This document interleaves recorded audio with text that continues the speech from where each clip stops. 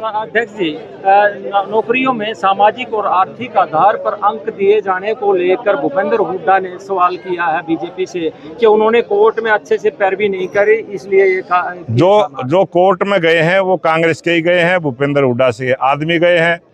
वो भूपेंद्र हुड्डा साहब से मैं आपके चैनल के माध्यम से कहना चाहता हूं, पहले कांग्रेस पार्टी जिस प्रकार से वो पुराने समय से काम करते रहे हैं, बांटो राज करो, और उसी प्रकार से चाहे सरकारी नौकरियों को लगाने की बात हो, तभी कांग्रेस के वकील उसकी पैरवी करते हैं कि उस पर रोक लगे।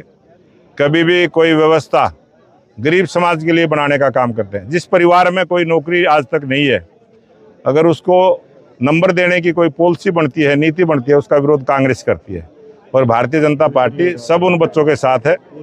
उनके रोजगार देने की जो गारंटी भारतीय जनता पार्टी की सरकार है, उनको रोजगार को सुरक्षित रखने की गारंटी हमारी है। एक बड़े अखबार द्वारा गलत खबर छापने के बाद ममता बनर्जी द्वारा सिंदूर बांटने के लेकर कोई सवाल खड़े किए प्रधानमंत्री। ये इस प्रकार से एक कल मीडिया के माध्यम से भी और सोशल मीडिया के माध्यम से भी और एक दो चैनल ने भी वो खबरें चलाई है, फेक न्यूज़ को चलाया है और बीजेपी और सरकार का नाम लेके चलाया है।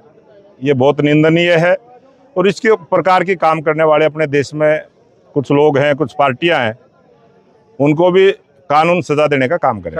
देश में पहली बार ऐसा हुआ है, एयर मार्शल आए हैं, उन्होंने प्रेस कॉन्फ्रेंस की है कि डील तो हो जाती है लेकिन समय पर पूरी नहीं होती है, जिससे जो सेनाएं हैं वो कहीं ना कहीं थोड़ा सा चिंता महसूस करती हैं। आज हमारे देश की सेना मजबूत है, आज हमारे देश की सेना निश्चिंत है, किसी प्रकार की परेशानी सेना को नहीं है। और जो ऑपरेशन सिंदूर किया है और जिन्होंने उसका नेतृत्व किया, उन्हीं बहनों के द्वारा प्रेस को संबोधित करके सारी जानकारी दी। प्रधानमंत्री लगातार पाकिस्तान में उग्रवादियों को चेता रहे हैं कि अगर दोबारा हरकत की तो बिलों से निकाल कर बुरी हालत की जाएगी। क्या कहें?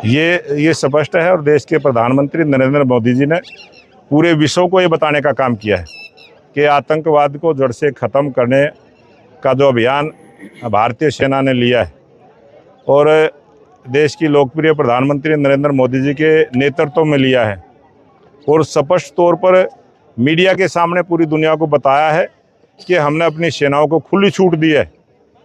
आतंकवाद की कोई भी घटना किसी भी प्रकार से कोई करने का प्रयास करेगा तो करने वाले को भी, उसको संरक्षण देने वाले को भी, और जिस भूमि से वो आतंकवाद की घटना की योजना रचना बनेगी, कोई ट्रेनिंग कैंप चलेगा, उनको भी उनके देश में ध्वस्त करने का काम हमारी सेना करेगी। दोबारा से मॉक ड्रिल की बात कही जा रही है।